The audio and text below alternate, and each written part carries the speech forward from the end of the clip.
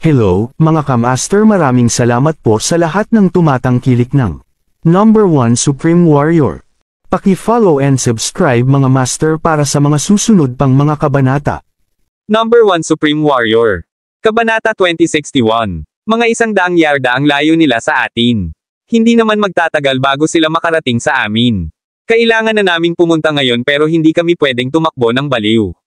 Kung gagawin natin iyon, siguradong patay tayo kaya isa lang ang paraan na maaari nating gawin. Sundan mo ako, Aisley at determinadong sabi ni Jackie. Mabilis niyang hinaila si Nash at tinungo ang entrance ng kuweba. Parehong nag-alinlangan sina Dwight at Jed sa 1 segundo, ngunit 1 segundo lang. Wala silang ideya at kahit na hindi nagpaliwanag si Jackie, siya pa rin ang pinakamahusay nilang mapagpipilian.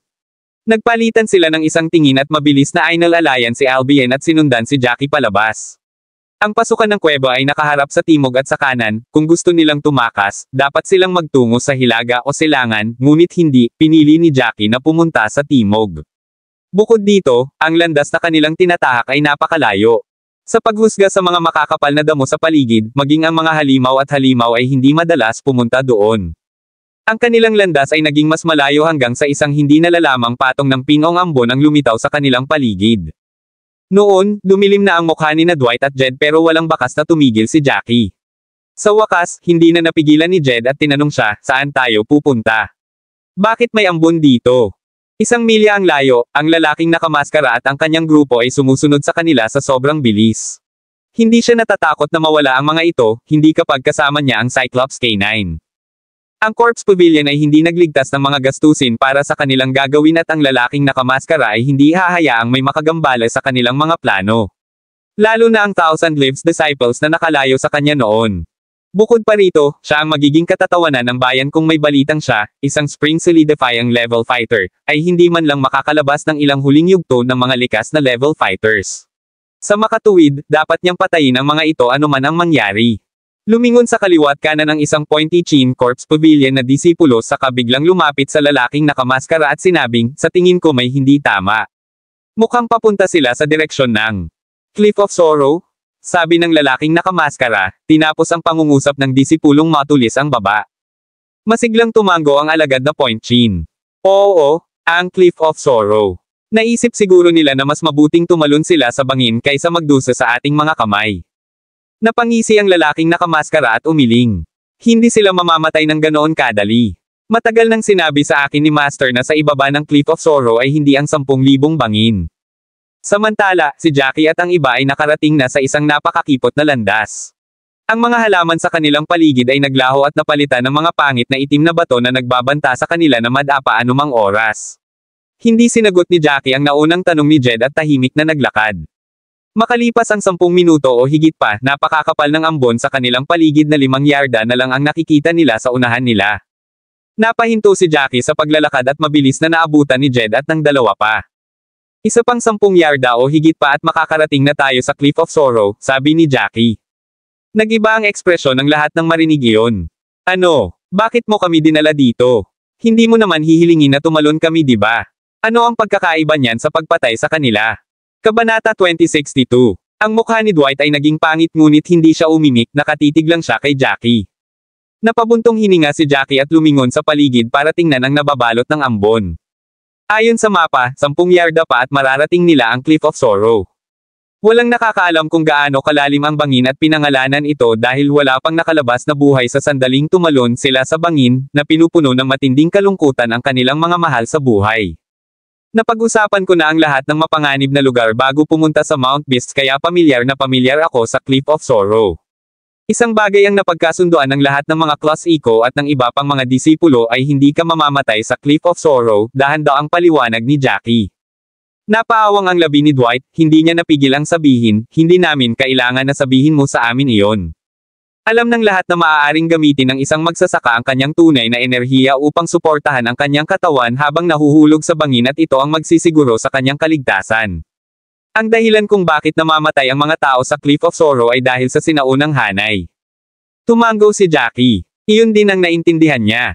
Sa tingin ko ang sinaunang array ay isang uri ng trap array din at dahil ito ay napakaluma, nawala ang pagiging epektibo nito.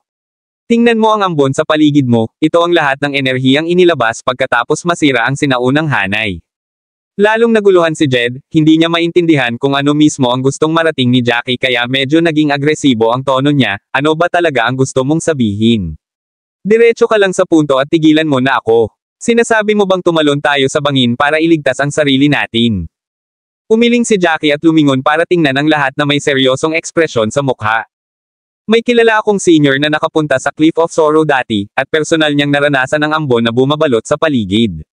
Sinabi niya na ang mga ambon na ito ay ginawa mula sa enerhiya na nakatakas mula sa hanay ng bitag at maaari nilang lituhin ang mga puso ng mga tao at maging shield perception.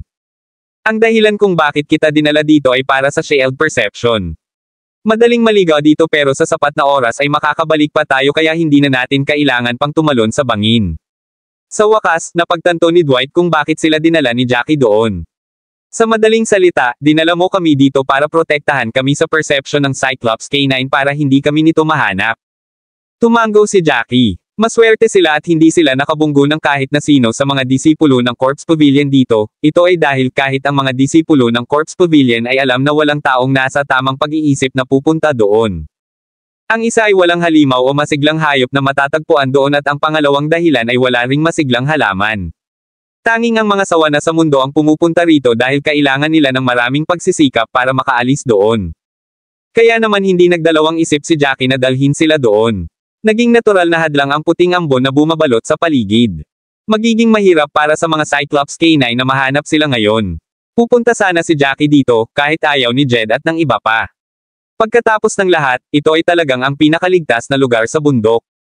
Medyo lamambat ang mukha ni Jed pagkatapos nito. Mabilis na sinenyasan ni Jackie na ibaba na nila si Albion para siya mismo ang gumamot sa sugat nito. Pinakamabuting huwag na siyang pagodin pa dahil malaki ang naidulot sa kanya ng kanilang munting paglalakbay dito. Matapos maibaba si Albion, nagsimula silang magnilay. Bakas pa rin sa mukha nila ang pagkabalisa kahit ligtas na sila sa ngayon, hindi nila alam kung gagana ang natural na hadlang. Kabanata 2063. Makakalabas ba sila ng buhay? Dumating sa tenga ni Jackie ang boses ni Dwight nang maisip niya iyon. Paano ka nakakasigurado na ang sinaunang hanay sa ibaba ng Cliff of Sorrow ay isang hanay ng bitag at hindi isang hanay ng pagpatay? Para bang hindi mo malalaman sa ambon sa paligid natin?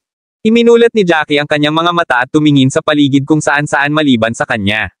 Sa totoo lang, 70-80% lang ako sigurado tungkol dito. Kung gayon, ano ang pinagbabatayan mo sa 70-80%? Handa si Dwight na magtanong kung gaano karaming mga katanungan ang kailangan niya para masabi ito at medyo inis si Jackie. Sa totoo lang, 100% sigurado si Jackie na ang sinaunang hanay sa ibaba ng talampas ay isang hanay ng bitag at hindi isang hanay ng pagpatay dahil nakatagpo siya ng ganitong uri ng hanay ng bitag noon kahit na hindi sa kanyang sariling mga mata. Gayunpaman, sa memoryang iniwan ng hinalinhan, mayroong ganitong uri ng hanay ng bitag. Ang ganitong uri ng trap array ay may katangian kung saan habang lumilipas ang panahon, ang enerhiya sa loob ay dahan-daang lalabas at magiging puting ambon na kumukulim sa paligid.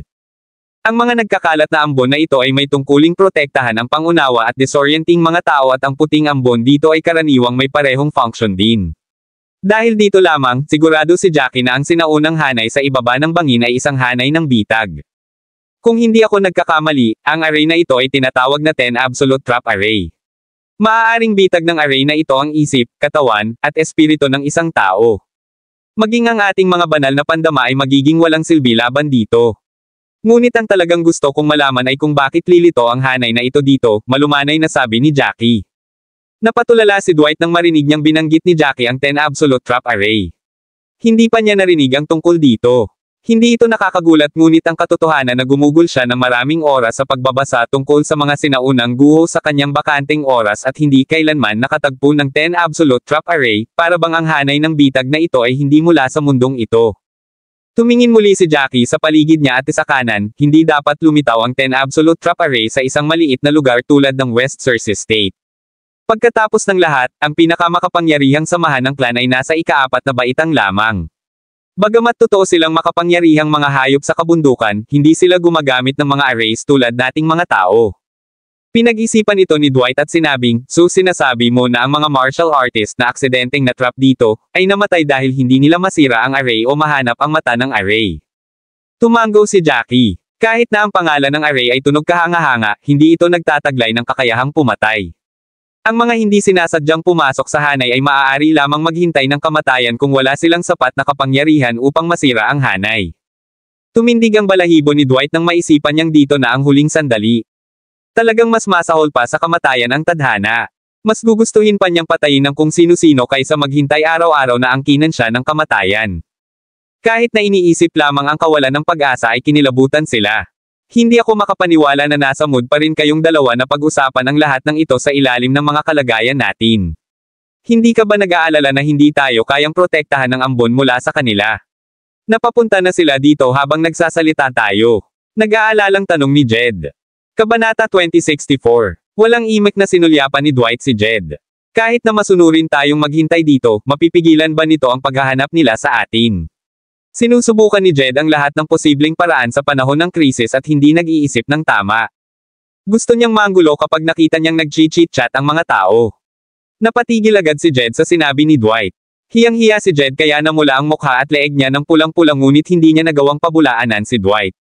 Gaya nga ng sinabi ni Dwight, napigilan ba nila ang sarili nilang mahuli ng mga taong iyon kung tumahimik sila at uupo doon at nagmumuni-muni para maibalik ang kanilang paghinga.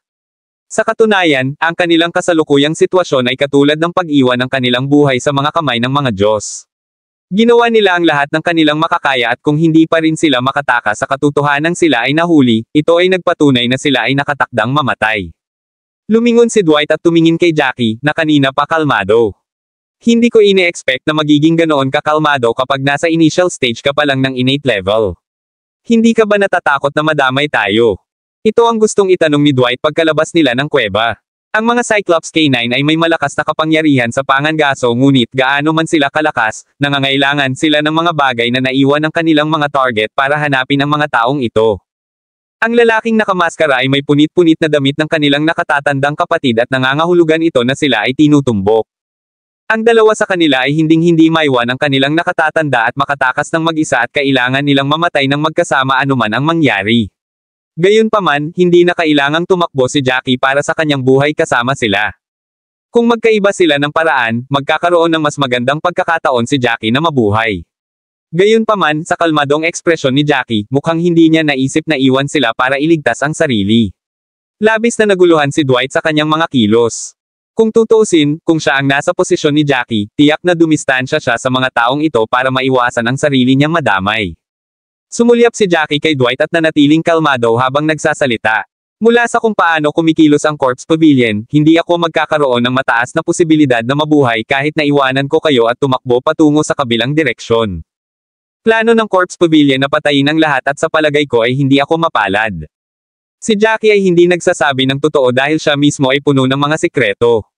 Kung sasabihin niya ang totoo, natural niyang itataas ang hinala ni Dwight. Unconsciously napataas ng kilay si Dwight at hindi na itinuloy ang usapan matapos niyang marinig ang sagot ni Jackie. Gayunpaman, alam ni Jackie na hindi naniniwala si Dwight sa kanyang sinabi. Sa sandaling ito, maririnig ang mga yabag na papalapit sa kanila mula sa malayo. Natigilan silang lima at agad silang tumayo. Humakbang paarap si Jackie na nakakunot ang noo at tinanguan si Nash sa likod niya. Ganoon din ang ginawa ni na Dwight at Jed nang tuluyan nilang hinaranggan si Albion sa likuran nila. Tumalikod na sana sila para tumakbo ng mga sandaling ito pero sumagi sa isip nila ang sinabi ni Jackie. Darating sila sa Cliff of Sorrow kung tatakbo sila ng isa pang 10 yarda. Maaari lamang silang tumakbo patungo sa mga gilid kung gusto nila ngunit mayroong isang malaking bato at sa ibaba ng malaking batong ito ay ang 10 Absolute Trap Array. Kahit lumipat sila sa gilid, malapit na silang makarating sa hangganan. Pinilit sila nito sa isang desperadong sitwasyon kung saan walang mapagtataguan. Unti-unting naging malinaw ang figure sa pamamagitan ng puting ambon. Bumagsak ang kanilang mga puso sa sandaling nakita nila ng malinaw ang tao bilang ang pinakamasamang sitwasyon na nangyari. Nakahawak ang lalaking nakamaskara sa tali ng Cyclops K9 habang ang hayop ay humihinga ng mabigat sa kanyang mahabang dila na nakalawit sa kanyang bibig. Tila labis siyang nasasabik ngayong natagpuan na niya ang kanyang target. Kinawag-kawag niya ang kanyang buntot habang nakatutok ang kanyang malalaking mata kay Jackie at sa iba pa. Kabanata 2065. Ngumisi ang lalaking nakamaskara nang kumuha siya ng isang piraso ng karne at itinapon ito sa langit. Ang Cyclops K9 ay sumugod sa pananabik ng ibukan niya ang kanyang bibig upang lunukan ang piraso ng karne na iyon, at naglabas ng isang langit ngot. Akala ko matalino kayo para makatakas sa isang espesyal na lugar. Sinong mag-aasam na nandito pa kayo? Sa palagay mo, mapipigilan ka ba ng ambon sa paligid ng lugar na ito na ma-detect ng Cyclops K9? Ito ay masayang maingay at pambata. Talagang minamaliit ninyo ang mga kakayahan ng Cyclops K9. Iniunat ng lalaking nakamaskara ang kanyang kamay at hinaplos ang malaking ulo ng Cyclops K9. Tumawa ang pointy chin na lalaki mula sa Corpse Pavilion habang nakatingin kay Jackie at sa iba pa. May ngiti sa kanyang mukha habang nagsasalita gamit ang kanyang matinis na boses. Sa tingin mo ba ang Cyclops K9 na kasama ng panganay kong kapatid na lalaki ay isang normal na Cyclops K9? Ngayon, bibigyan ka namin ng ilang pananaw. Ang Cyclops K9 na ito ay inayos ng lihim na pamamaraan ng aming sekta at hindi alam na dami ng spirited crystal ang ginugol sa kanya. Bagaman hindi siya malakas sa pakikipaglaban, ang kanyang mga pandama ay 3 hanggang 4 na beses na mas malakas kaysa sa karaniwang mga Cyclops K9. Bagamat ang nakapaligid na ambon ay may isang tiyak na epekto ng hadlang, hindi ito sapat upang harangan ang mga pandama ng Cyclops K9 na ito. Ipinikit ni Jed at Dwight ang kanilang mga mata sabay na napuno ng kawalan ng pag-asa sa kanilang mga puso. Ang kanilang huling pag-asa ay nawala at hindi nila nagawang iwasan ang pag-atake. Ngumisi ang lalaking nakamaskara at mukhang nakaka-relax na parang pas ang matagumpay na nakahuli ng daga. Hindi siya nagmamadali at gusto niyang paglaruan ang nahuli na daga bago niya ito patayin. To be honest, nahuli ko sana kayo sa sandaling pumasok kayo sa lugar ng ambon. Gayunpaman, hindi ko ginawa dahil gusto kong makita kung ano ang binabalak ninyong gawin. Naisip ko na baka tumakbo kayo dito para makipagkita sa iba. Mukhang nag-overthink ako. Ibinaba ni Jackie ang kanyang mga mata at lihim na naisip, hindi nakakagulat na ang mga taong ito ay gumagalaw ng napakabagal. Gayunpaman, nakita niya kung gaano kalupit ang lalaking nakamaskara na ito. Dahan-dahan niyang ipinilit ang mga ito sa isang desperado na sitwasyon at binigyan sila ng kaunting pag-asa bago sila agad nadurugan. Ang lalaking nakamaskara ay dapat mahalin ang damdaming ito na nagdulot sa kanya ng kasiyahan nang makita niya ang kawalan ng pag-asa sa mga mukha ng mga ito. Mga tao, how could normal people remain calm when they encounter somebody like this? Jackie took a glance to his side and sure enough, nanginginig ng husto si Jed. Kahit na siya ay isang matapang na tao, hindi niya maiwasang makaramdam ng alon ng ginaw kapag kaharap ang isang taong tulad nito. Nagawa pa rin ni Dwight na manatiling kalmado at si Albion ay lubos na kalmado dahil tila tinanggap niya ang kanyang miserableng kapalaran. Ang lalaking nakamaskara ay kumuha ng 4 na talampakang scimitar mula sa kanyang storage space. Ang sandata ay kasing pula ng dugo at may bakas ng kakaiba dito, na naging dahilan upang maramdaman ng iba ang lamig pagkatapos nilang tingnan ito. Nakatakas kayo sa akin dati at nagsayang lang ako ng oras sa pagsubaybay sa inyo. Magiging blessing sa inyong lahat at sayang ang oras ko kung hahayaan ko kayong mamatay ng madali. Ang sinabi niya ay naging sanhi ng sobrang pagka-stress ng grupo ng 5 na natakot. Ito ang pinakamasamang pagtatapos para sa kanila dahil hindi man lang sila pinayagang mamatay ng payapa. Maaari silang pahirapan hanggang sa magmakaawa sila para sa kanilang kamatayan bago sila payagang mamatay. Ang mga miyembro ng Corpse Pavilion ay kilala noon pa man sa kanilang malupit na paraan at napakahusay sa pagpapahirap sa iba. Ang mga kamay ni Jed ay nagsimulang manginig ng husto kaya ang sandata na hawak niya ng mahigpit ay nagsimulang manginig din. Gayunpaman, hindi siya duwag na susuko na lang at tatanggapin ang kanyang kapalaran. Kamatayan lang. Sisiguraduhin kong hahatakin ko sila sa impyerno kasama ko kung ako ay mamamatay. Guys, makinig sa akin. Hindi natin mapapayagan na patayin nila tayo nang hindi lumalaban. Nagsimulang tumawa ng malamig ang lalaking nakamaskara hanggang sa manginig ang mga balikat nang marinig ang sinabi ni Jed. Para sa kanya, biro ang inspirational speech ni Jed sa sandaling ito. Sa kanyang presensya, paano niya pahihintulutan silang patayin ang mga disipulo ng kanyang sekta. Nakakunot ang noo ni Nash habang hininaan ang boses para kausapin si Jackie, anong gagawin natin? Tatayo na lang ba tayo dito at hihintayin ang ating kamatayan? Napuno rin ng kawalan ng pag-asa si Nash sa sandaling iyon. Bagamat alam niyang may tinatagong paraan si Jackie, hindi niya alam kung ano ang inilagay ni Jackie. Iniisip niya kung makakatakas sila sa lugar kung kinuha nila ang buto ng mustasa sa sandaling ito. Chapter 2066. Sa hindi inaasahang pagkakataon, inabot ni Jackie at hinawakan ang siko ni Nash. Lumingon siya para kausapin si Jed at ang iba pa, na nakatayo sa tabi niya, sumunod ka sa akin, isa na lang ang natitira sa atin ngayon. Huwag kang mag-alala, gagawa ako ng paraan kahit nasa desperado tayong sitwasyon. Tumalikod si Jackie at nagsimulang tumakbo papunta sa likod nila kasama si Nash. Natigilan sina Jed at Dwight. Alam nila kung ano ang plano ni Jackie na gawin sa sandaling ito. Wala na ba silang ibang choice kundi tumalon sa bangin?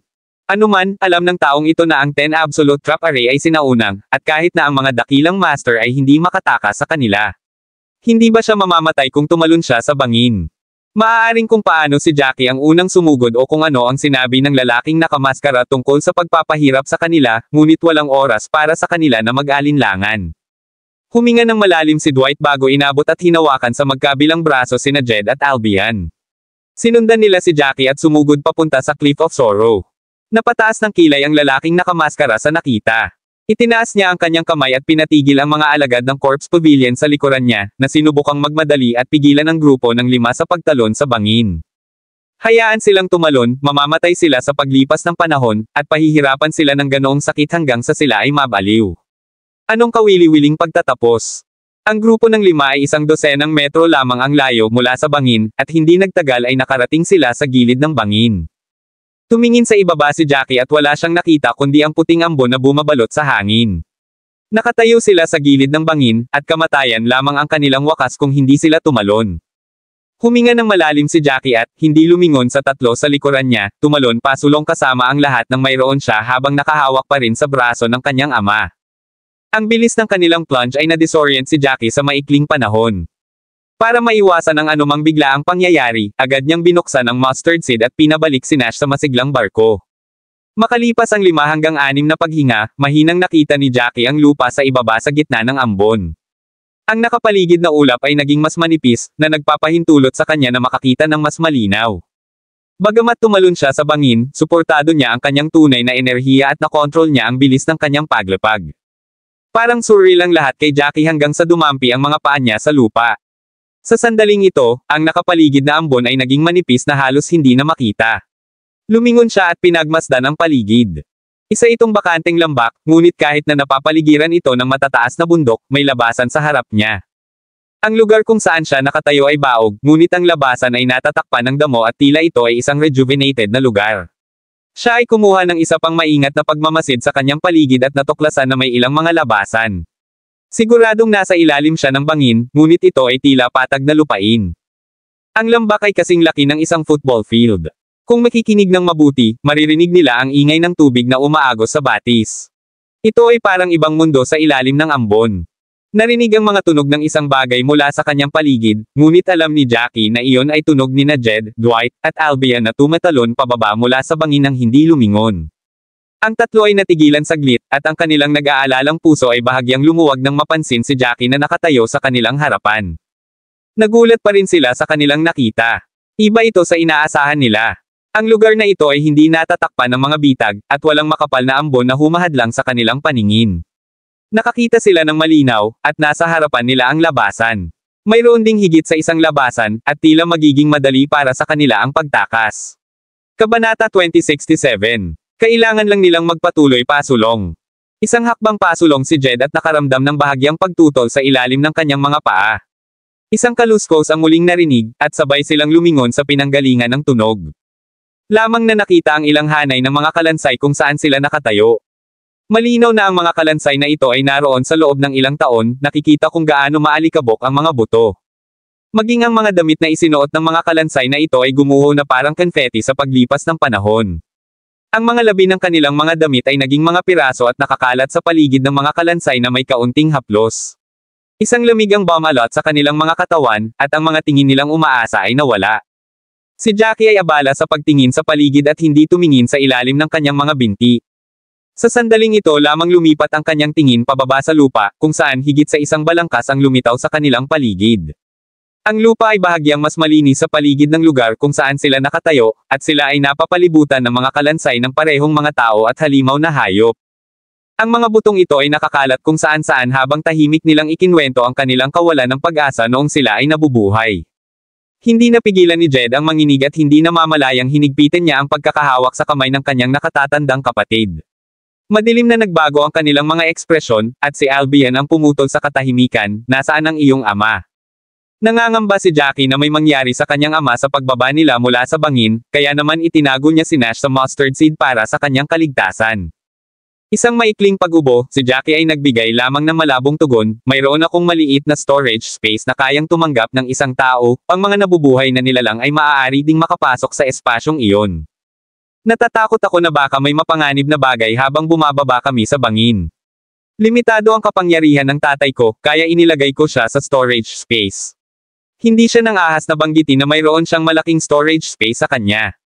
Ang isang bagay na tulad ng mustard seed ay mahalaga, kahit na sa mga lugar tulad ng Divine Void World. Bagamat may tiwala siya kay Jed at sa iba pa, hindi niya ipaparada ang kanyang kayamanan sa harap nila. Bahagyang tumango si Albion sa sagot ni Jackie at hindi na idiniin ang bagay na iyon, habang si Jed at ang iba ay hindi man lang tumingin kay Jackie. Nakatuon ang kanilang isipan sa mga kalansay na nagkalat sa lupa. Nanginginig si Jed habang tinutulungan si Albion sa isang malinis na lugar kung saan siya makakapag-isip-isip at makakabawi. Tumayo siya ng tuwid habang nakatingin sa labasan.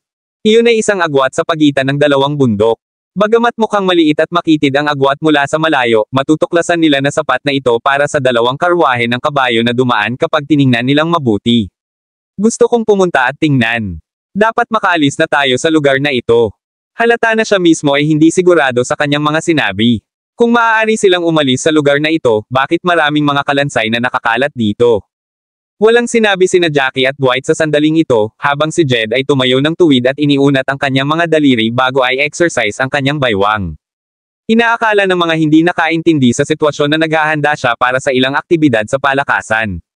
Huminga siya ng malalim at humakbang patungo sa pagitan ng dalawang bundok. Bawat hakbang niya ay puno ng buong lakas na para bang ito ang magbibigay sa kanya ng lakas ng loob na kailangan niya. Mabilis siyang naglakad at hindi nagtagal ay nakarating siya sa pagitan ng dalawang bundok. Hindi niya namamalayan na bumagal din, at bawat hakbang na gagawin niya ay upang suriin kung may haad lang sa kanya. Gayunpaman, walang sagabal hanggang sa lumakad siya sa pagitan ng mga bundok na iyon at natapakan ang makakapal na damo.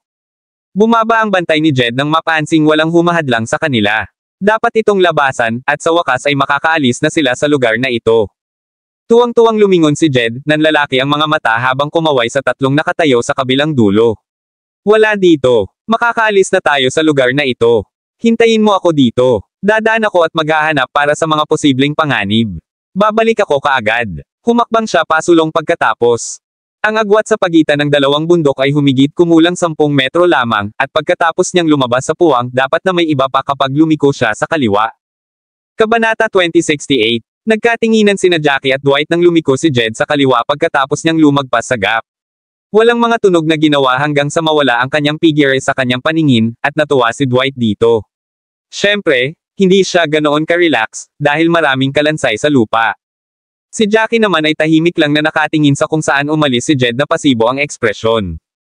Lumingon si Dwight para harapin ang kanyang senior, na nakaupo sa likuran niya, at tuwang-tuwang nagsalita, "Senior brother Albion, tingnan mo." Lumabas na si junior brother Jed, at walang nangyari. Mukhang makakaalis pa tayo sa lugar na ito. Iniisip ko lang kung ano ang makikita natin kapag lumabas tayo.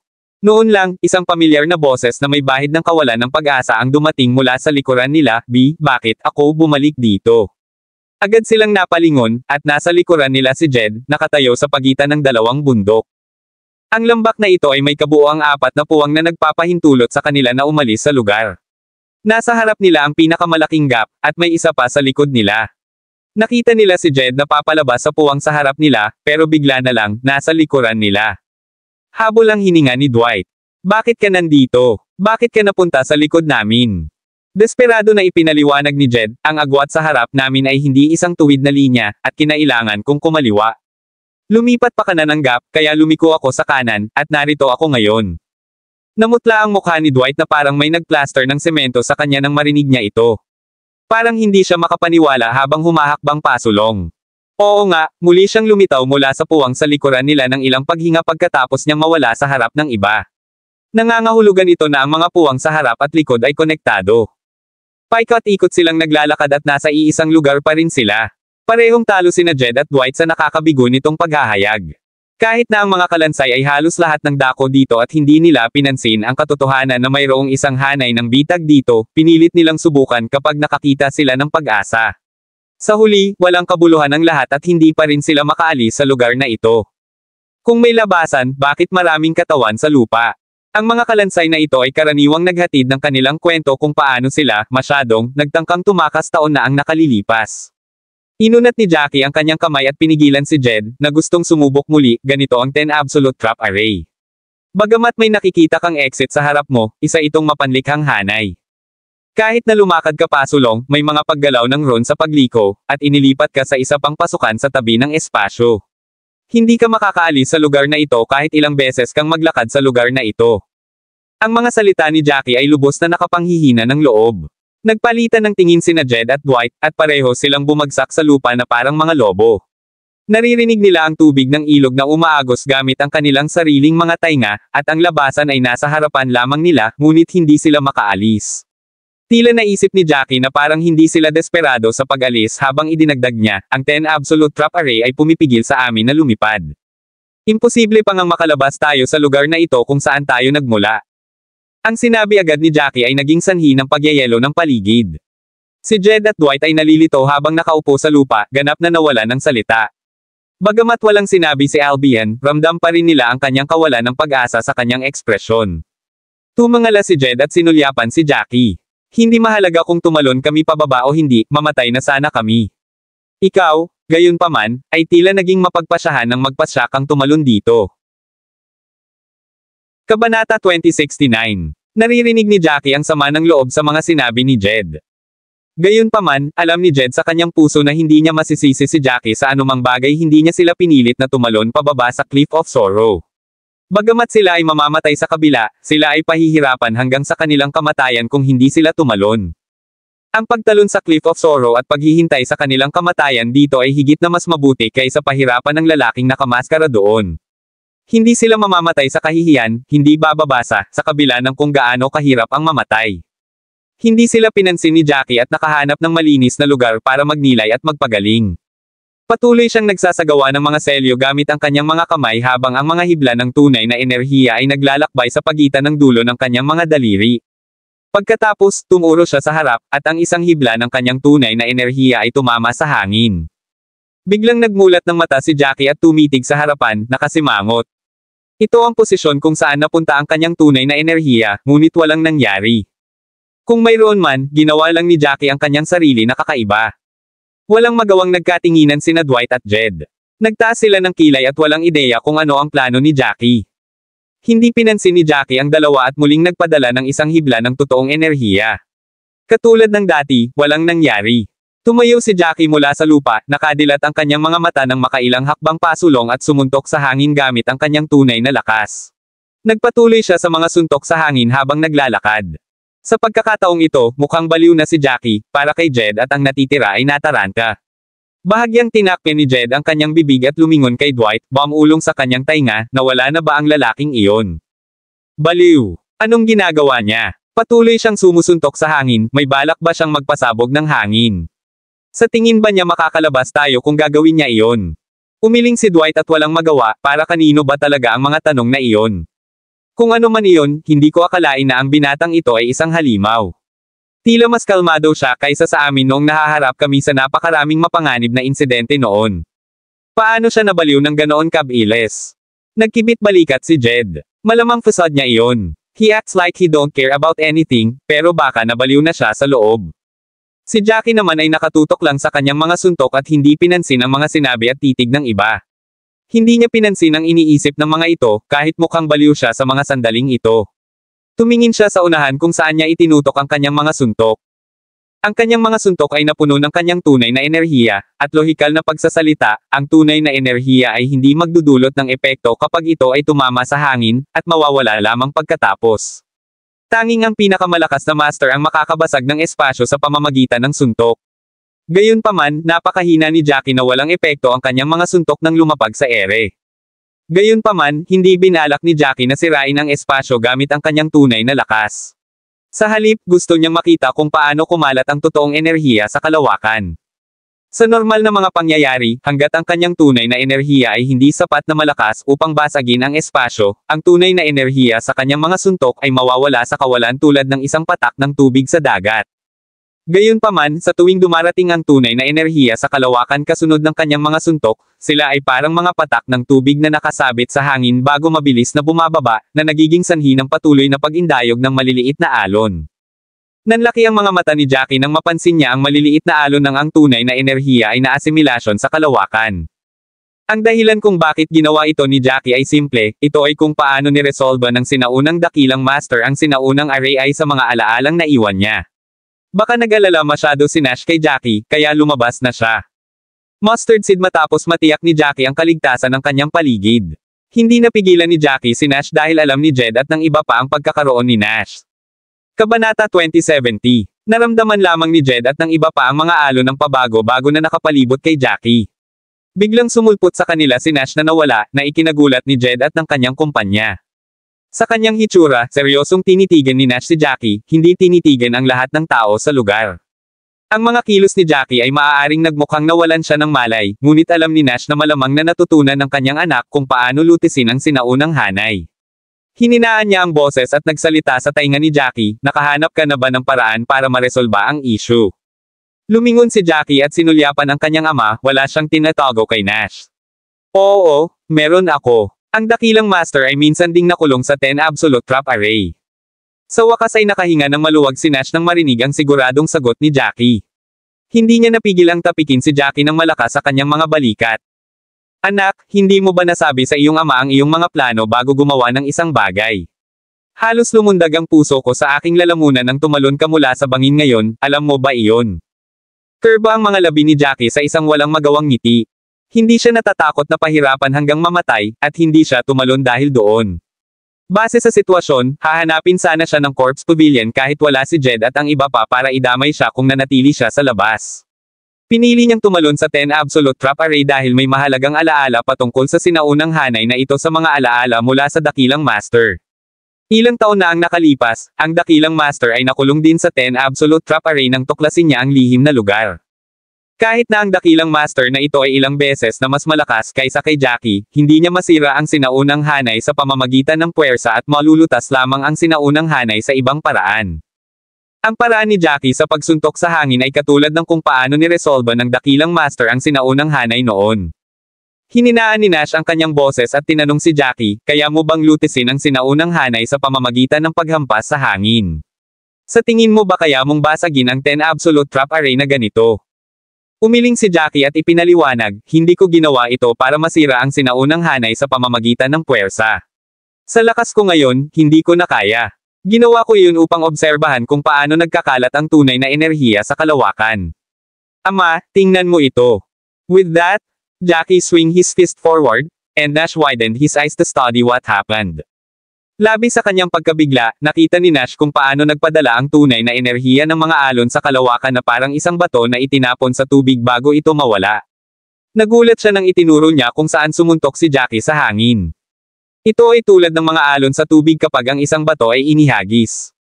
Tumango si Jackie. Tama na yan. Nangangahulugan ito na ang espasyo dito ay napaka-stable, at ang array ay wala rito.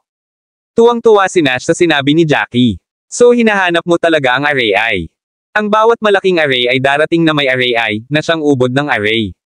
Dahil sa pagkakaiba sa kung paano nabuo ang mga array, iba ang paggamit at lakas ng array Is. Ang ilan sa the array Is ay ang pinakamalakas na lugar ng isang array, ngunit ang ilan sa mga ito ay ang pinakamahinang spot ng isang malaking array. Maaari pa itong ilarawan bilang pinakamalambot na lugar ng isang array. Siyempre, ang 10 absolute trap array ay kabilang sa huli. Nakakunot ang noo ni Jackie habang nagsasalita, kahit na may kumpiyansa, karaniwan, ang array Is ng trap arrays ang magiging pinakamadaling lugar para atakehin. Kung mahahanap ko ang tamang lugar, magagawa kong lutisin ang napakalaking hanay na ito sa kabila ng pagiging mahina kumpara sa dakilang master. Tumango si Nash. Kung gayon, paano natin matitiyak na nahanap na natin ang array I? Kabanata 2071. Huminga ng mahina si Jackie at simpleng sumagot ng fish scale pattern. Sa kabila ng pagiging simple ng sagot ni Jackie, nalaman agad ni Nash ang ibig sabihin ni Jackie. Pinagmamasdan ni Jackie kung paano nagkalat ang totoong enerhiya upang hanapin ang array I. Sa isang matatag na espasyo, ang tunay na enerhiya ay magkakalat tulad ng alon ng tubig. Gayunpaman, ang tunay na enerhiya ay mawawala na may isang pattern na sukat ng isda kung saan naroon ang array I. Nagkaroon ng malaking pagkakaiba sa pagitan ng dalawa, at makikilala nila ang array I kung napagmamasdan nilang mabuti. Hindi napigilan ni Nash ang mapaluha ng maisip ito. Mayroon kaming mahusay na master para sa pagkakahuli sa 10 absolute trap array para pasalamatan. Tumango rin si Jackie, katulad din ng pagdadalamati. Gayunpaman, ang 10 absolute trap array na ito ay itinuturing na isa sa mga sinaunang array, at ito ay isang palaisipan kung paano ito lumitaw sa isang third grade na mundo. Nagtataka ako kung ano ang nangyari na nagpaplano ng isang 10 absolute trap array dito. Habang nagsasalita siya, si Jackie ay patuloy na ibinaba ang kanyang mga kamao sa hangin, kahit na ang paningin sa kanya ay mukhang talagang katawa-tawa mula sa malayo. Ang mag-ama na duo ay mahinang nagsalita sa pagitan nila ng ilang sandali. Gayunpaman, walang narinig si Jed at ang iba pa. Akala nila noong una ay kukumbinsihin ni Nash ang kanyang anak na itigil na ang kanyang mga kalokohang kalokohan, ngunit nagulat sila na titango lang si Nash kay Jackie sa kanilang pag-uusap. Nakakatuwa si Jed habang nakatingin sa kanila na walang ideya kung ano ang ginagawa nila. Kung tutuusin ay sumuko na siya. Kung tutuusin, dapat na lamang nilang hintayin ang kanilang pagkamatay sa katahimikan dahil hindi na sila makakaalis sa lugar na ito ng buhay. Maswerte ako na matino pa ako. Junior Brother Dwight, kung ako ay magiging katulad ni Jackie at magsimulang sumuntok sa hangin, mangyaring patayin ako ng mabilis. Ayokong maging tanga tulad niya. Napabuntong hininga si Dwight. Hindi niya pinansin si Jed at tumayo mula sa lupa habang naglalakad patungo sa kinaroroonan ni Jackie, malakas na tinatawag siya, anong ginagawa mo? Nagpaplano ka bang maghanap ng paraan upang malutas ang array na ito sa pamamagitan ng pagsuntok sa hangin?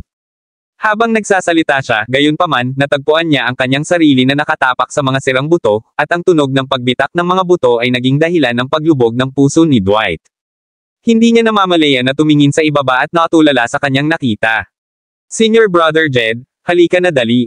Malakas niyang tawag. Tingnan mo ang damit na suot niya. Agad na nagpumigla si Jed mula sa pagkakaupo sa tawag sa kanya. Tumingin siya sa direksyon na itinuro ni Dwight at nakita niya ang isang kalansay na may mga damit na halos kamukha nila. Gayunpaman, ang mga damit na suot ng balangkas na ito ay tila mas maislan at mataas ang kalidad kumpara sa kanila. Ilang dahon ng kawayan ang natahi sa damit ni Jed sa kanya, at wala siyang iba maliban sa isang singsing na jade na nakaipit sa kanyang sinturon. Gayunpaman, ang balangkas na ito ay may mga damit kung saan tinatahi ang mga dahon ng kawayan sa karamihan ng mga lugar. Bukod pa riyan, mayroon din siyang 5 dahon ng kawayan na natahi sa kanyang sinturon. Nanlaki ang mga mata ni Dwight habang nakataas ang kamay niya para bahagyang takpan ang bibig niya. Halos hindi niya merehistro ang paningin. Baka ito si Elder Gardner. Si Elder Gardner ay isang formal na elder ng Thousand Leaves Pavilion at dating isang makapangyarihang tao sa sekta. Gayunpaman, nawala si Elder Gardner sa hindi malamang dahilan pagkarating niya sa Mount Beasts 100 taon na ang nakararaan. Noong panahong iyon, nagpadala ng mga tao ang nakatataas na pamunuan ng sekta upang hanapin siya, ngunit si Elder Gardner ay tila nawala sa hangin nang hindi nag-iiwan ng bakas. Ang kaganapang ito ay natapos sa wakas. Sino ang mag-aakala na si Elder Gardner ay nahulog sa Cliff of Sorrow at nakilala ang kanyang pagkamatay sa lugar na ito? Sabay-sabay na napabuntong hininga ang dalawa, at nanlambot ang kanilang mga ekspresyon sa nakita. Si Elder Gardner ay isang napakalakas na tao, at posibleng siya ang pinakamalakas na elder sa lahat ng iba pang formal na elder. Maging siya ay dito na tinapos ang kanyang buhay, lalo pa ang mga maliliit na fries na tulad nila. Kabanata 2072. Noong una ay nagtanong si Dwight kay Jackie nang may pag-iisip na si Jackie ang may paraan upang malutas ang hanay ng bitag, ngunit lahat ng pag-asa ay umalis sa kanya sa puntong ito. Ano ang mahalaga na nag-aral ng maraming aklat si Jackie nang ang isang mabigat na tao tulad ni Elder Gardner ay namatay sa lugar na ito? Mas kaunting mga aklat ba ang pinag-aralan ni Elder Gardner at mas kaunting kaalaman kumpara kay Jackie? Bagamat si Jed ay isang simpleng tao, napagtanto niya na si Dwight ang nagtanong dahil sa pakiramdam niya na si Jackie ay naghahanap ng mga paraan upang malutas ang trap array. Ngumiti si Jed ng mapait, walang pakialam, are you placing your hopes on him? Masyadong mataas ang tingin mo sa kanya, alam mo. Kahit anong mangyari, nasa initial stage pa lang siya ng innate level. Paano niya mahahanap ang paraan upang malutas ang hanay na ito kung ang kanyang husay sa pakikipaglaban ay mas mababa kaysa sa atin? Tahimik na lang tayong maghintay dito sa pagkamatay natin. Huminga ng malalim si Dwight. Huwag kang panghinaan ng loob. Bagamat may katuturan ang sinabi mo, iniisip ko pa rin na dapat nating subukan ang lahat. Si Jed, gayunpaman, nadama na ang pep talk ni Dwight ay nakakatawa. Subukan mo lahat, sabi mo. Paano natin dapat subukan ang lahat? Dapat din ba tayong sumuntok sa hangin na parang baliw? Noon lang, narinig nilang bumulala si Jackie, nahanap ko na. Agad namang nagtaas ng ulo ang dalawa at nagtinginan. Mukhang may natuklasan si Jackie na hindi kapani-pani walang hindi mabibili ng salapi sa paraan ng pagkinang ng kanyang mga mata, at lumingon pa siya para tingnan ang kanyang ama at tuwang-tuwa na itinuro ang direksyon sa himpapawid. Walang ideya sina Jed at Dwight kung ano ang ikinatuwa niya, ngunit mukhang naintindihan ni Nash kung bakit tuwang-tuwa si Jackie. Ito ang pattern ng isda, walang duda tungkol dito. Habang sumuntok si Jackie sa hangin, ang kanyang tunay na enerhiya ay lumitaw sa anyo ng isang pattern ng kaliskis ng isda bago dahan-daang nawala sa nakapalibot na espasyo, na labis na ikinatuwa niya. Isang suntok pa ang ibinato niya, sa kabila ng panginginig ng kanyang mga kamay, at hindi na siya nagpapigil sa pagkakataong ito. Ang kanyang tunay na enerhiya ay agad na napuno ang espasyo tulad ng isang malaking balde ng malamig na tubig na bumubuhos mula sa langit. Nanlaki agad ang mata ni Jackie at Nash. Ang tunay na enerhiya ay bumangga sa hangin, at ang mga alon pagkatapos ng mga alon ng mga pattern ng kaliskis ng isda ay nabuo bago sila dahan-daang kumalat sa nakapalibot na kalawakan. Totoo. Nahanap na namin. Nahanap na talaga namin. Natuwa si Nash, hindi napigilan ang kanyang pagkagulat na may bahid ng hindi makapaniwala. Ang buong bagay ay parang surreal sa kanya mula sa sandaling natanggap niya ang balita hanggang sa sandaling ito nang lumitaw ang pattern ng isda sa mga suntok ni Jackie. Halos hindi makapaniwala si Nash, kahit na binanggit ni Jackie na nakahanap na siya ng solusyon at idineklara ito sa kanya. Pagkatapos ng lahat, ang 10 Absolute Trap Array ay isang sinaunang hanay ng bitag at wala sa mga nakaraang mahusay na master ang nakatakas mula sa sinaunang hanay na ito. Pinaikit ni Jackie ang kanyang mga mata at itinoon ang lahat ng kanyang atensyon sa espasyo, na naging matatag, sa kanyang harapan. Sinong mag-e-expect na nandito siya? Inakala ni Jackie na magtatagal bago niya maresolba ang 10 Absolute Trap Array, kahit alam niya ang paraan. Inihanda na niya ang kanyang sarili na mananatili siya rito ng 1 o 2 buwan. Sa kabutihang palad, mayroon siyang sapat na pagkain at ilang masiglang kristal sa kanyang storage space. Kailangan lang niyang magpumilit at hahanapin niya ang lokasyon ng array.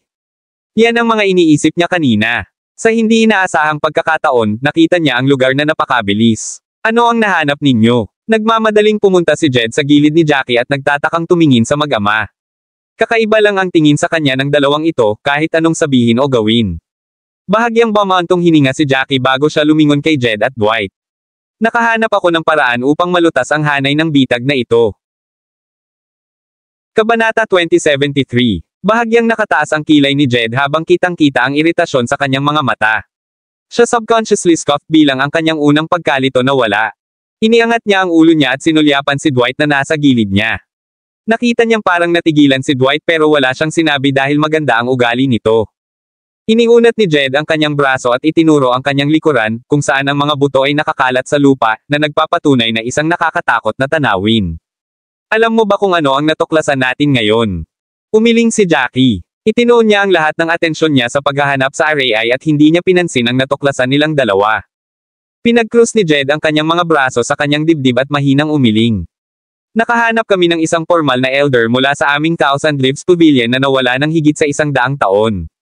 Noon, siya ay sapat na malakas upang lumaban para sa posisyon ng Sect Master, ngunit siya ay nawala ng walang bakas.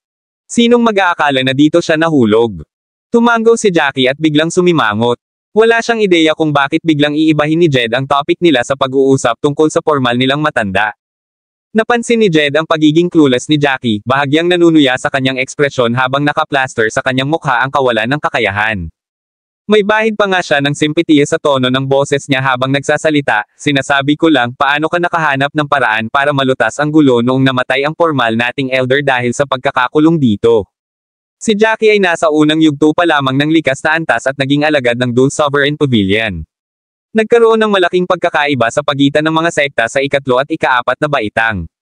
Paano kung marami pa si Jackie? Kaalaman tungkol sa mga bagay kumpara sa kanila. Maihahalin tulad kaya siya kay Elder Gardner mula sa kanilang sekta.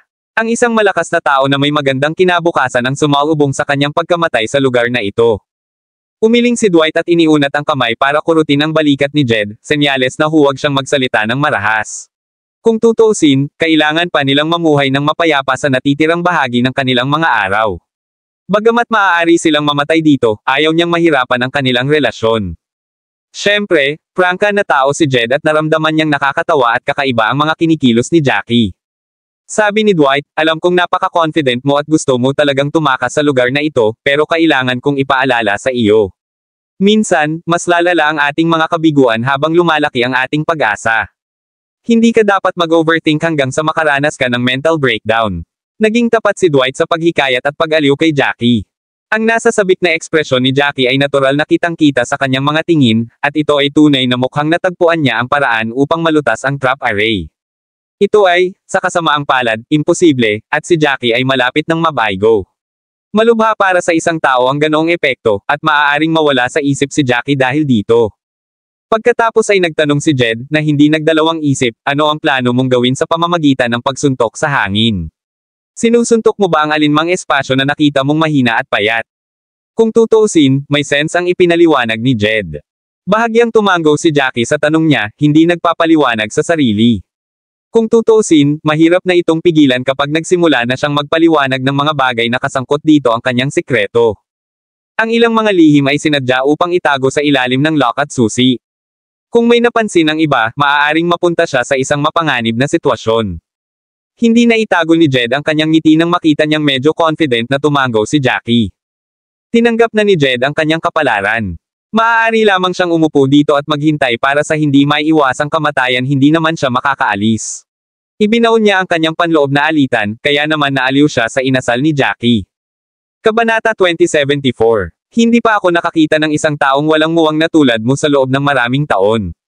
Walang emosyon pa rin si Jackie. Alam niya ang ibig sabihin ni Jed, ngunit wala siyang planong ipaliwanag ang sarili. Iniunat ni Jed ang katawan bago inabot ang hangin kung saan ibinato ni Jackie ang kanyang mga suntok. Walang mga pagbabago, at kamukha ito ng kanyang paligid, isang normal na lugar sa espasyong ito. Tumigil ka sa pagiging matigas ang ulo, sabi ni Jed, kahit na may simpatiya, wala kang magagawa. Maaaring hindi ko alam kung gaano kalakas si Elder Gardner ilang taon na ang nakalipas, ngunit sigurado ako na libu-libong beses siyang mas malakas kaysa sa iyo. Hindi siya makakaalis sa lugar na ito, pabayaan ka. Tumaas lang ang kilay ni Jackie at tumahimik. Para kay Jed, walang balak sumuko si Jackie sa naging reaksyon niya. Naghinala pa siyang nabaliw si Jackie. Lumingon siya at nagkibit balikat kay Dwight. Never mind, hindi mahalaga kung ano ang sasabihin namin. Nababaliw na ang lalaking ito. Lumingon si Jackie at hindi pinansin ang iniisip ng dalawang lalaki sa kanya. Huminga siya ng malalim at patuloy na nagsagawa ng grayish-black rune gamit ang kanyang mga kamay. Ang mga hibla ng umaagos na liwanag ay naglakbay sa kanyang mga daliri, at 5 kaluluwang espada ang lumutang sa kanyang harapan sa sumunod na segundo. Na may maliit na pagsimangot sa kanyang mukha, pumalakpak siya, at lahat ng 5 kaluluwang espada ay agad na pinagsama sa isang maliwanag na hibla ng madilim na kulay na liwanag. Ang pinagsamang soul sword ay ilang beses na mas malakas kaysa sa dati nilang pinaghiwalay na anyo. Ang madilim na kulay na ilaw na ito ay umiikot ng walang kabuluhan sa gitna ng hangin, na hinahalo ang totoong enerhiya sa paligid upang bumuo ng isang maliit na pag-ikot. Bahagyang nabigla ang dalawa sa ginawa ni Jackie. Ano ang balak niyang gawin? Aalis lang ba ang lalaking ito kapag namatay siya? Malakas na umungal si Jackie at pinakawalan ang kanyang mga pag-atake sa lugar kung saan lumitaw ang pattern ng kaliskis ng isda. Isang mapurol ngunit maririnig na pagsabog ang narinig habang ang Destroying the Void ay tumama ng husto sa mahinang hanay ng mata. Basag. Tulad ng luad na sariwa mula sa tapahan, nahulog sa sahig. Naramdaman ng lahat na humihigpit ang kanilang mga ugat sa isang klik, at lahat ay tumingin kung saan nanggagaling ang tunog. Nagulat sila nang matuklasan ang isang bitek sa hangin kung saan tumama si Jackie sa kanyang martial skill, na labis nilang ikinagulat. Hindi sumagot si Jackie nang makita ang nangyari. Bulong lang niya sa sarili habang nakasimangot. Hindi sapat ang kapangyarihan. Pagkatapos ay itinoon niyang muli ang kanyang soul sword at nagsagawa ng panibagong pag-atake. Basag! Basag! Ang tunog na katulad ng mga florera na nabasag ay narinig mula sa punto kung saan umatake si Jackie. Makalipas ang 3 paghinga, unti-unting lumaki ang agwat at nagkapira-piraso ng isa pang bitek na tila hindi makayanan ang pag-atake. Bamuka ang lahat ng pangasa nakita, at bamulong si Jed, nasira mo talaga ang espasyo. Ito lang ang pumasok sa isip niya. Kung tutuusin, ang kanyang nakita ay walang pinagkaiba sa espasyong nagkapira-piraso. Huminga ng malalim si Jackie habang itinoon ang maningning na mga mata sa sirang espasyo. Ang puwang na nabasag niya ay halos kasing laki ng 2 kamao. Ang kaloob-looban ng puwang ay tila kadiliman, at kakaibang malagkit doon kung saan walang mangyayari kahit na dumaan ang simoy ng hangin. Huminga ng malalim si Jackie at paulit-ulit na inaalala sa kanyang isipan ang ginawa ng dakilang master matapos niyang masira ang espasyo. Ang bulalas ni Jed at Dwight sa labis na pagkagulat ay patuloy na umaalingaw-ngaw sa kanyang mga tainga.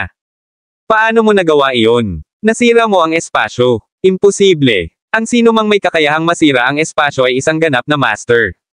Kahit ang aming sect master ay hindi kayang gawin ito, hayaan mo na kayo. Tama na yan. Anong nangyayari? Laking gulat ni Jed na halos kagat-kagat niya ang kanyang dila, hindi makapag-formulate ng mga salita. Ito ay isang napakagandang eksena. Maging si Albion, na kanina pa nagpapahinga habang nakapikit, ay nagmulat ng mga mata at nagtatakang tumingin. Kabanata 2075. Inis na hinimas ni Jackie ang kanyang tainga, tila ba gusto niyang pigilan ang ingay. Tumigil ka sa pagsasalita, susubukan ko pa rin ito. Pagkatapos ay iniunat niya ang kanyang kanang kamay at tumingin sa array ay nakatatapos lang niyang mabali. Ipinagpalagay ni Jed at Dwight na sinisira ni Jackie ang nakapalibot na espasyo, ngunit alam ni Jackie na hindi niya iyon kaya. May nangyaring ganoon dahil ito ang pinakamahinang punto ng buong array. Ito ang array ay ng 10 absolute trap array. Napabuntong hininga siya at itinoon ang isip. Iniunat niya ang kanyang kamay upang sunggaban ang dilim sa likod ng basag na espasyo habang hindi pinapansin ang mga hiyaw na dumarating sa kanya. Nabaliw ka na ba? Bulyo ni Jed, halos sumigaw. Ni hindi mo alam kung ano ang nasa likod niyan, at iniunat mo lang ang iyong kamay para hawakan ito. Hindi ka ba natatakot na may mangyaring masama? Free wash. Matapos iunat ni Jackie ang kanyang kamay sa kalawakan, isang malakas na hangin ang dumaan sa kanila. Pagkaraan ng isang segundo, isang demonyo mula sa kalaliman ang tila humila sa braso ni Jackie, na naging sanhi ng pag-usad niya sa kalawakan, na labis na ikinasindak ng lahat. Natigilan ang lahat nang makita nila kung paano natangay si Jackie sa kadiliman, hindi makapag-react sa oras. Nang tangkaing sunggaban siya, tanging ang laylayan ng damit niya ang nakuha. Hindi mahalaga kung gaano sila kalakas. Narinig ang pagpunit ng tela sa pagtatangka ni Jed na hilahin si Jackie pabalik, ngunit tuluyan nang nawala si Jackie sa kadiliman sa likod ng basag na espasyo. Matapos ang tila umuugong na panginginig ng boses sa dilim, ang sirang espasyo ay bumalik sa normal nang napakabilis sa paningin. Nalaglag ang puso ni Nash nang makita niya ito, ngunit natakot siya sa kinatatayuan niya, habang nag-aalalang nakatingin sa dilim. 5 paghinga lang ito at nabawi na ang puwang na binasag ni Jackie sa orihinal nitong hitsura. Sa sobrang takot ni Jed, nanginginig ang mga kamay. Anong nangyayari? Hinailan na si Jackie papasok. Ganun na lang ba siya patay? Ano ba talaga ang nangyayari? Natigilan si Jed at tuloy-tuloy na nanginginig ang gilid ng bibig niya na para bang nasa jitter machine. Pilit na tumayo si Albion. Nanghihina ang kanyang katawan sa sandaling ito, at umiindayog siya habang naglalakad. Gayunpaman, naglakas loob pa rin siya dito at naglakad papunta sa gilid nila. Nakita niya ang lahat ng bumaba at ganoon din siya nagulat. Natigilan si Dwight habang bumubulong sa sarili, nakulat ang espasyo, at napalunok si Jackie. Lumingon si Albion at sinulyapan si Nash, pakiramdam niya ay may nararamdaman siyang conflict sa mga sandaling ito. Bilang ama ni Jackie, mas dapat siyang mag-alala kaysa sa kanila. Bagamat tila nag-aalala ang kanyang tingin, nanatiling kalmado si Nash. Nangangahulugan ito na alam niya kung ano ang nangyayari. Whoosh! Whoosh! Ang mga tunog na katulad ng mga tambak na basurang itinapon ay umalingaw-ngaw sa mga tainga ni Jackie, at ang lahat ng basura ay nagbanggaan, na nagdulot ng mga ingay. Bumilis ang paghinga ni Jackie nang maramdaman niyang tumindi ang dilim sa paligid. Pagkaraan ng isang segundo, naramdaman niyang gumaan ang kanyang mga paa, na para bang siya ay itinapon mula sa himpapawid at lumapag ng may kulog. Hindi nagtagal, nawala ang dilim sa paligid niya nang bumagsak siya sa lupa. Si Jackie ay, sa katunayan, ay hinayla sa kadiliman. Sa kabila ng kanyang pag-iingat, pinanatili niya ang kanyang kalmado, na inaasahan ang mga bagay na ito. Siya ay sapat na matapang na nagawa ang kanyang ginawa at walang prinsipyong umabot sa kadiliman dahil ito ang naranasan ng dating dakilang master. Dahan-dahan niyang inangat ang ulo niya at napansin niyang palubog na ang araw. Tumangala siya at nakita ang paglubog ng araw na nabahira ng pulang-pula ang buong kalangitan. Ito na ba ang oras ng araw? Kabanata 2076. Sa kabila ng ilang oras na nasa dilim, sa katunayan, hindi na ito kaysa sa kung ano ang kinakailangan upang tapusin ang isang tasa ng tsaa. Bago si Jackie ay natupok ng kadiliman, ang araw ay nakabitin ng mataas sa gitna ng kalangitan, at ang lambak ay maliwanag na parang araw. Sa tansya niya, dapat ay tanghali na. Gayunpaman, lumulubog na ang araw nang mapunta siya sa dimensyong ito. Parang ilang oras ang lumipas sa isang kisap mata. Hinaplos ni Jackie ang masakit na mga balikat at pilit na bumangon mula sa lupa, sa kanya lang napag-aralan ang paligid. May mga maringal na bundok sa likuran niya at isang patag na batong lupa sa harap niya. Ang mga hanay ng bundok ay inilatag sa harap niya. Dapat siya ay nasa takong ng bundok. May umaagos pa nga batis sa harapan niya, na dumadaloy mula kanluran hanggang silangan. Saan ang lugar na ito? Nakatayo si Jackie habang nakatingin sa bundok sa likuran niya, ngunit ang tanging nakikita niya sa sandaling iyon ay isang patong ng ambon na tumatakip sa tuktok ng bundok. Ito ba ang Cliff of Sorrow? Si Jackie mismo ay hindi sigurado dito.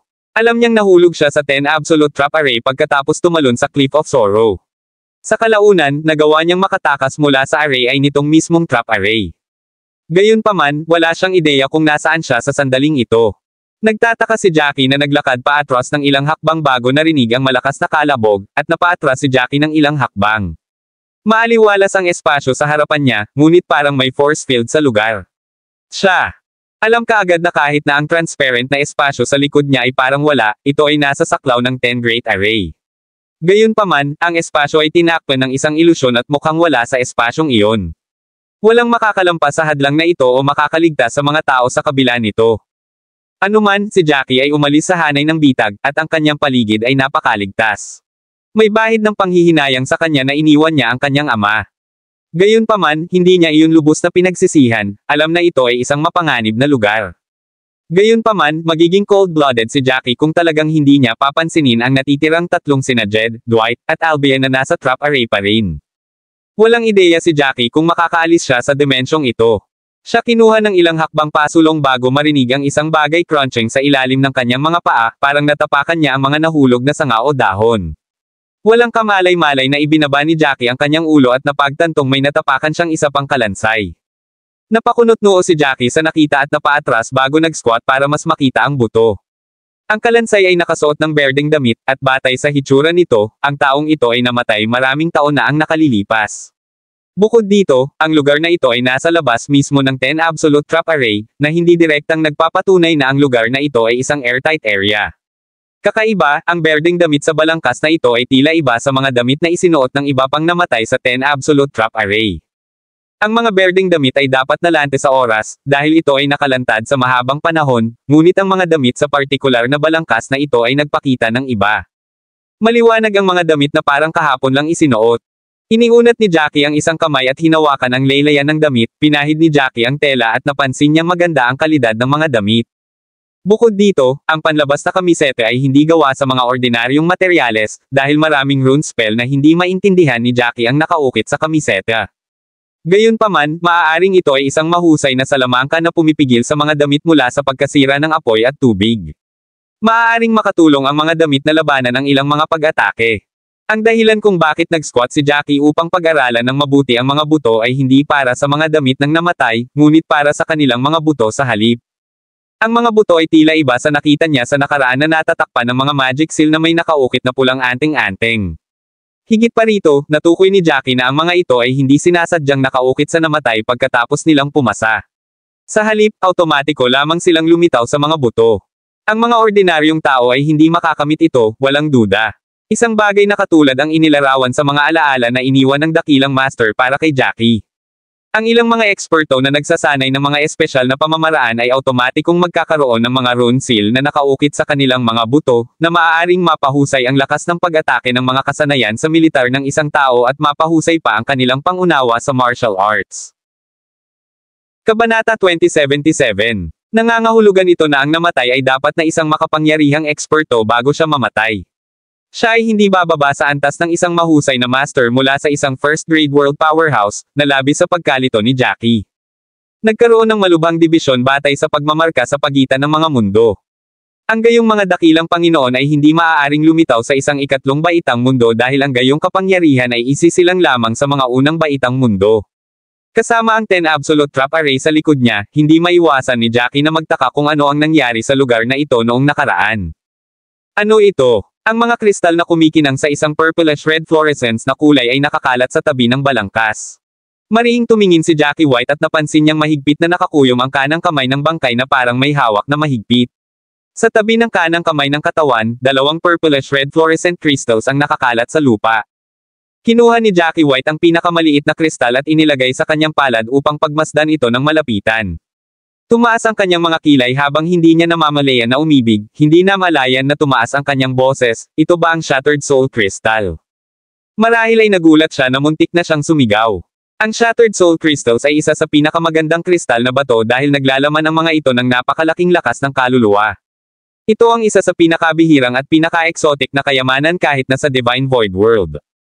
Ang item na ito ay nabuo sa ilalim ng malupit na mga kondisyon at itinuturing na napakahalaga kahit na sa unang gradong mga mundo. Hindi sila dapat lumitaw sa mga mundo ng ikatlong baitang. May dalawang Shattered Soul Crystal kung saan ang isa ay kasing laki ng palad habang ang isa naman ay kasing laki ng kuko. Maaaring ibenta ng iba ang mga Shattered Soul Crystal na ito kung ilalagay ito sa harap ng iba para sa malalaking halaga ng Spirited Crystal. Pagkatapos ng lahat, ang Shattered Soul Crystals ay naglalaman ng napakalakas na soul power, ngunit ang mga martial artist na hindi nagsasanay ng martial art technique at martial skills ng soul attribute ay walang ganoong malaking pangangailangan para sa kristal na ito. Para kay Jackie, gayunpaman, para siyang isang manlalakbay na, sa bingit ng kamatayan, ay nakatuklas ng isang oasis nang humarap sa mga Shattered Soul Crystal na ito. Hindi mapigilan ni Jackie na manginig habang hawak niya ang Shattered Soul Crystal sa kanyang kamay, at ang kanyang mga mata ay kumikinang sa pagnanasa. Biglang may narinig na kalusko sa likod niya. Agad na inayos ni Jackie ang sarili. Alam niyang sa wakas ay kumilos na ang mga tao sa loob. Sumulyap siya at hindi nang ahas, inilagay ang bangkay at parehong piraso ng Shattered Soul Crystal sa buto ng mastasa. Swoosh! Sa loob ng dalawang paghinga, nabasag ang espasyo sa kanyang harapan nang kumawala ang apat na figure mula sa kalawakan, na mabigat na bumagsak sa lupa. Sumimangot si Jackie White at agad na lumapit sa tabi ni Nash. Inabot niya ang kamay niya at tinulungang bumangon si Nash sa lupa habang nag-aalis ng alikabok ng damit. Tumango si Nash at tiniyak sa kanya, sinabing, "Okay lang ako, huwag kang mag-alala." Ang dahilan kung bakit iniwan ni Jackie si Nash sa 10 Absolute Trap Array ay para sirain ni Nash ang mga nasa loob. Pagkatapos ng lahat, nagawa ni Jackie na makalusot sa espasyo hindi dahil mas malakas siya kaysa sa iba. Sa halip, ito ay dahil nakahanap si Jackie ng tamang lugar upang makapasok. Sa bilin ni Jackie, alam ni Nash kung ano ang gagawin at kung saan aatake. Si Jackie ang unang umalis upang mag-scout para sa mga posibleng panganib sa labas ng lambak. Nahulog si Jed sa isang nakakahiyang paraan, ang kanyang mukha ay bumagsak sa isang bato at nag-iwan ng isang sugat sa kanyang noo. Umubo siya habang tinatapik ang alikabok sa katawan. Inunat ni Dwight ang kanyang kamay upang tulungang makatayo si Jed nang makita niya ang estadong kinaroroonan ni Jed. Kabanata 2078. Si Albion ay nasa isang mas mahusay na sitwasyon kumpara sa iba na patuloy na lumapag sa lupa. Bagaman siya ay malubhang na sugatan at hindi pa gumagaling, siya ay 30 hanggang 40% mas mahusay kaysa dati. Nakatuon ang mga mata ni Dwight kay Jackie na parabang nakatuklas siya ng panibagong mundo. "Paano mo nahanap ang trap array ay? Sabi ng tatay mo nakalabas ka dahil nakita mo ang trap array ay." Hindi napigilan ni Dwight ang pagkagulat nang magsalita ito. Para sa kanya, parang mas si Jackie.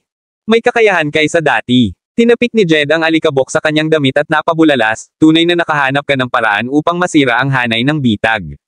Bago iyon, akala ko nasisiraan ka na ng bait nang sabihin mong mahahanap mo ito. Natarante si Jed nang maalala niya kung paano niya naisip si Jackie na nawala sa kanyang isip. Halatang siya ang walang ideya sa nangyayari. Hindi pinansin ni Jackie ang sinabi ni Jed at sa halip ay tumingin kay Dwight. "Hindi ba sinabi ko sa iyo na nakakita at nag-aral ako ng mga sinaunang balumbon na naglalaman ng impormasyon tungkol sa 10 Absolute Trap Array? Nagkataong inilarawan nila ang paraan kung paano masira ang 10 Absolute Trap Array. Ang kailangan lang naming gawin ay hanapin ang Trap Array ay." Isang calculative gleam ang sumilay sa mga mata ni Dwight, at gusto niyang ipagpatuloy ang pagtatanong. Gayunpaman, tumalikod si Jackie at naglakad ng ilang hakbang pasulong bago tumingin sa malayo. Nag-react si Jed at agad na sinundan ng tanong, "Hindi ba dapat umalis na tayo sa lugar na ito sa lalong madaling panahon?" Sa totoo lang, wala siyang maisip. Bagamat nakalabas sila sa kukon, tanong pa rin kung makakapaglakbay sila ng malayo o kung hindi. Hindi lumingon si Jackie at nakakunot ang noo habang iniisip ito saglit. Magnilay-nilay tayo, ayusin ang ating paghinga, at i-recharge ang ating enerhiya. Kailangan nating tiyakin na makakabawi tayo sa pinakamabuting kalagayan. Sa tingin ko, baka masumpungan natin ang mga lalaking iyon kung lalabas tayo ngayon. Natural na tinutukoy ni Jackie ang mga disipulo ng Corpse Pavilion. Nakita nila kung paano tumalon si Jackie at ang kanyang kumpanya mula sa bangin at natural na isipin na sila ay namatay.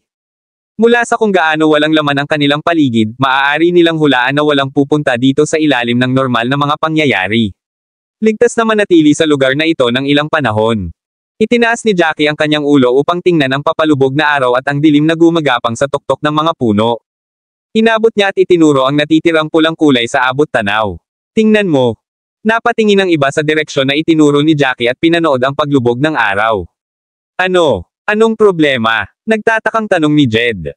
Napabuntong hininga si Jackie na may bahid ng pag-aalinlangan at pagtataka. Napakabilis ng panahon. Ito ay dalawang magkaibang mundo sa labas at doon. Ito ay isang paalala sa lahat. Nasa 10 Absolute Trap Array sila, ilang sandali lang ang nakalipas at nakita nila kung paano sumikat ang araw ng tanghaling iyon. Gayunpaman, lumulubog na ang araw, isang oras upang patayin ang kanilang mga lampara, nang makalabas sila sa lambak. Tumayo si Dwight sa tabi ni Jackie, at nagliwanag ang kanyang mga mata mula sa pulang paglubog ng araw sa kalangitan. Ibig mong sabihin, balot tayo ng ilusyon. Na ano man ang nakikita natin ngayon sa mga visual na ilusyon ay gawa-gawa lang. Tumingin lang si Jackie sa harapan. Hindi. Nararamdaman ko lang na iba ang daloy ng oras sa loob kaysa sa labas. Tingnan ang mga buto sa lupa. Sinabi mo na ang iyong elder gardener ay nawala ng higit sa 100 taon. Maliban na lang kung nabaliw siya at nagpakamatay, kaya niyang manatili sa loob ng ilang daang taon sa kanyang storage space at mataas na husay sa pakikipaglaban. Nagningning ang mga mata ni Dwight na halatang na-inspire sa sinabi ni Jackie. Bigla siyang tumalikod at bumilis ang hininga niya sa kaba. Ibig mong sabihin na ang oras sa loob ay dumadaloy ng maraming beses na mas mabilis kaysa sa labas. Tumango si Jackie bago umiling. Mukhang hindi natin maiiba ang anumang bagay sa pamamagitan lamang ng pagtingin sa araw sa kalangitan. Gayunpaman, alam namin kung gaano kami katagal na natili sa loob. Isang oras pa lang mula nang tumalon kami pababa mula sa bangin, at dapat ay tanghali na ngayon. Ang oras sa loob ay tila tama, ngunit ang oras sa labas dito ay tila iba. Kabanata 2079. Unti-unting napagtanto ni Dwight ang nangyayari matapos niyang marinig ang paliwanag. Si Jed naman ay halatang hindi naintindihan. Ano ang ibig sabihin nito? Nangangahulugan ba ito na ang oras ay dumadaloy ng mas mabagal o mas mabilis sa loob? Kung ang takbo ng oras ay mas mabagal, dapat nabuhay pa si Elder Gardner maliban kung siya ay nabaliw at piniling wakasan ang kanyang sarili. Gayunpaman, ang kanyang katawan ay naagnas na, at ang kanyang mga buto na lamang ang natitira. Ito ay nagpapahiwatig na siya ay namatay ng matagal na ang nakalipas, hindi kamakailan lamang. Hindi ba ito nagpapatunay na ang oras na dumadaloy sa loob ay mas mabilis kaysa sa labas? Ang papalubog na araw sa labas ay nagpapatunay na ang daloy ng oras sa loob ay mas mabilis. Habang nagsasalita si Jed, mas lalo siyang naguluhan. Sumulyap si Jackie kay Jed at sinabing, huwag kang mag-alala sa problemang ito. Magnilay tayo at ayusin ang iyong paghinga. Madaling makaalis sa lugar na ito, ngunit magiging mahirap na makaalis sa Mount Beasts. Wala kaming ideya kung ano ang nangyari sa labas ng mundo habang nagsasalita kami. Dahil doon, hindi pinansin ni Jackie ang tatlong lalaki at dumiretso sa isang patch ng medyo patag na lupa. Pagkatapos ay umupo siya, naka-crossleg, at nagsimulang magnilay. Umupo si Nash sa tabi mismo ni Jackie at bumulong, hindi ito katulad mo.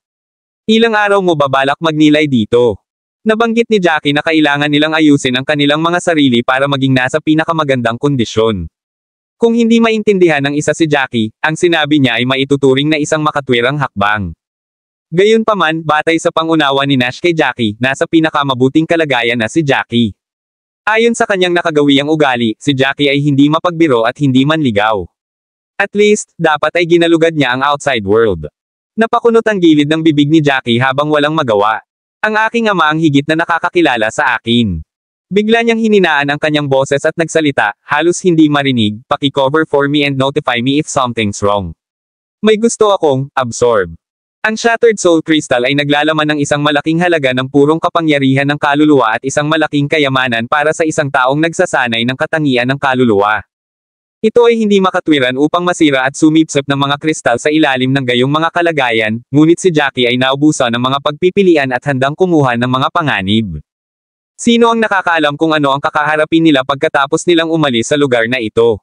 Sa sandaling ito, ang pagpapahusay sa kanyang lakas ay ang pinakakapaki-pakinabang na hakbang. Binigyan ni Jackie si Nash ng buod ng impormasyon tungkol sa Shattered Soul Crystal, kung saan sinabi ni Nash ang kanyang mga alalahanin, na nagsasabing, ito ay isang masamang ideya. Base sa sinabi mo, hindi mo basta-basta maa-absorb ang isang treasure gaya ng Shattered Soul Crystal.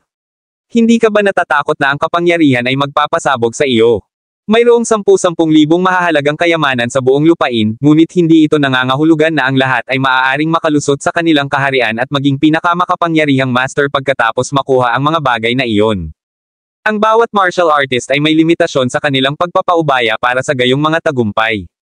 Ang paglampas sa limitasyon sa pagpapaubaya na ito ay maaaring pisikal na pumutok sa mga individual. Ang Shattered Soul Crystals ay itinuturing na mga kayamanan kahit na sa Divine Void World. Si Jackie ay nasa paunang yugto lamang ng likas na antas, at ang pagsipsip ng gayong kayamanan ay maaaring hindi magandang bagay. Habang iniisip niya iyon, mas lalong nag-alala si Nash sa gagawin ni Jackie. Sa sobrang pag-aalala niya ay hinawakan niya ang braso ni Jackie. Dahil ang mahalagang bagay ay nasa iyo at ang iba ay walang ideya tungkol dito, maghintay tayo hanggang sa bumalik tayo bago mo ma-absorb ang kanilang kapangyarihan pagkatapos pag-aralan ang mga ito. Kailangan nating pag-aralan man lang ang mga sinaunang script para makita kung may paraan para mabawasan ang panganib habang sinisipsip ang kapangyarihan. Bahagyang napabuntong hininga si Jackie. Alam ko kung ano ang inaalala mo. Mangyaring malaman na hindi ko ilalagay ang aking sarili sa isang mapanganib na posisyon. Alam ko na imposibleng kumain ng buong baka sa isang kagat. Wala bang maliit na piraso ng Shattered Soul Crystal? Kasing laki lang ito ng kuko, at mas madaling masipsip ang isang iyon. Huminga ng malalim si Nash dahil alam niyang hindi niya makukumbansi si Jackie. Ito ay talagang isang walang magawa na hakbang dahil ang kanilang kinabukasan ay hindi alam. Kabanata 2080. Ang nabasag na Soul Crystal ay isang napaka-espesyal na mahalagang kristal. Isa sa mga katangian nito ay hindi ito maa-absorb ng dahan-dahan. Sa isang kaluskos lang ay bumubulusok na ang lahat ng enerhiya mula sa kristal at masasayang kung hindi ito agad na-absorb sa katawan ng isang tao. Ang isang tao ay maaaring magkaroon lamang ng isa o dalawa sa mga Shattered Soul Crystal sa buong buhay nila. Ang pag-aaksaya ng gayong mahalagang kaaway ay mas masahol pa sa pag-aaksaya ng makalangit na mga bagay. Naalis na ni Jackie ang iba niyang iniisip sa puntong ito. Kinuha niya ang Shattered Soul Crystal mula sa mustard seed at inilagay sa palad niya. Ang huling liwanag mula sa araw ay sumikat sa mala-purplish red crystal na ito, na naglalabas ng hindi kapani-pani walang magandang kinang. Bagaman ang mga kristal ay hindi nakapaglabas ng makikinang na mga kulay, ang kristal ay napakaganda ng kaluluwa. Nakahinga ng maluwag si Jackie at lubos na naghanda. Kung ang ibang mga martial artists sa unang yugto ng likas na antas ay na-absorb itong Shattered Soul Crystal, tiyak na sisubog sila at mamamatay ng walang pag-aalinlangan. Kung tutuusin, masyadong mababa ang level ng martial art techniques at martial skills na ginawa nila, dahilan para hindi nila makayanan ang napakalakas na epekto ng enerhiya. Gayunpaman, iba si Jackie habang nagsasanay siya ng pinakamakapangyarihang martial art technique mula sa Divine Void World. Kahit na ang martial skill ay hindi maihahambing sa martial art technique, nasa heaven level pa rin sila. Ang mga kasanayan sa militar ay iba sa mga diskarte sa martial art dahil may mga limitasyon sa husay sa pakikipaglaban ng isang tao kapag nagsasanay ng mga kasanayan sa militar. Gayunpaman, ang mga diskarte sa martial art ay naiiba dahil walang mga limitasyon sa kaharian ng isang martial artist. Kasama ang katotohanan na si Jackie ay may suporta mula sa memorya at karanasan ng mahusay na master, nakuha niya ang 2 beses ang resulta sa kalahati ng pagsisikap. Hinigpitin niya ang kanyang kanang kamao at ang Shattered Soul Crystal na kasing laki ng kanyang kuko ay biglang nabasag ng malakas. Tila isang malaking yelo na bumagsak sa lupa. Kasunod ng tunog ay isang pagsabog ng purplish golden energy na kumulo sa palad ni Jackie. Ang enerhiya na ito ay malawak, mahiwaga, at makapangyarihan. Bahagyang nanginginig si Jackie habang nakadikit ang mga ngipin at ginagabayan ang enerhiya sa kanyang katawan. Sinimulan niyang i-activate ang Destroying the Void sa parehong oras. Anong meron sa kanya? Parang may bumugbog sa kanya ng husto, at puno ng pawis ang noo. Bakit parang tormented siya habang nagmumuni-muni para gumaling? Tumingin si Jed kay Jackie na may pagtataka sa mukha. Sa pagkakataong ito, hindi lang nanginginig at nanginginig si Jackie, namumula pa ang balat nito na parang binuhusan ng kumukulong tubig. Mabilis na umikot ang dugo sa ilalim ng kanyang balat, na nagtutulak sa kanyang puso na tumibok ng mabilis at pumipintig na parang isang piling machine. Natigilan ang lahat. Naririnig nila ang pintig ng puso niya, kahit ilang metro lang ang layo nila kay Jackie. Kumunat ang noo ni Dwight at tumingin kay Nash. Nanginginig na labi niyang tanong, ayos lang ba si Kuya Jackie? Anong meron sa kanya? Napunta ba siya sa isang masamang sitwasyon habang nagsasanay? Normal para sa dalawang ito na magsalita tungkol sa kanilang mga alalahanin. Kung tutuusin, parang nabaliw na si Jackie. Hindi niya makontrol ang pagbabago-bago ng enerhiya sa kanyang katawan, dahilan para kumulo ang kanyang dugo sa kanyang katawan. Bumibilis din ang tibok ng puso niya. Halatang nag-aalala rin si Nash, pero kailangan pa rin niyang harapin ang iba sa kanila. Bahagya niyang nilinis ang kanyang lalamunan at sinabing, nagsasanay siya at gustong pagbutihin ang kanyang lakas bago tayo umalis sa lugar na ito. Napataas ang kilay ni Jed at nilingon si Dwight na nakatayo sa tabi niya pagkatapos nilang marinig ang sinabi ni Nash. Nang makita niyang hindi rin naniniwala si Dwight sa palusot ni Nash, napangiti siya nang walang magawa. Gaano karami sa kanyang husay sa pakikipaglaban ang maaari niyang pagbutihin sa loob ng ilang araw. Hindi niya dapat pilitin kung hindi niya kaya. Halatang may mga nakatagong kahulugan sa likod ng sinabi niya, pero nagkunwari lang si Nash na hindi niya naintindihan ang alinman sa mga iyon at umiwas ng tingin. Gustong ituloy ni Jed ang usapan, pero inabot ni Dwight at pinigilan siya. Maraming salamat mga ka-master sa walang sawang pagsusubaybay, isang like, share, and subscribe naman dyan mga ka-master. Abangan ang susunod pang mga kabanata.